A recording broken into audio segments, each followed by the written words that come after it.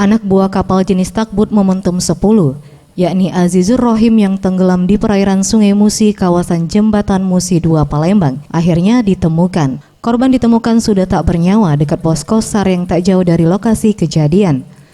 Menurut data yang dihimpun, korban pertama kali dilihat oleh kru kapal Takbut yang kala itu sedang bersandar. Salah satu kru kapal melihat korban terapung di sela-sela antara Takbut dan tongkang.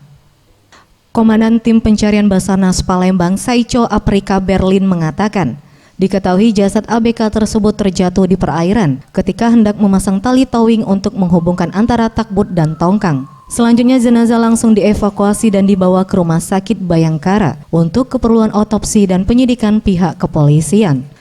Proses evakuasi di pencarian hari ketiga ini, alhamdulillah korban sudah kami temukan itu pukul 7.00. Untuk dari lokasi kejadian 3 km kurang lebih.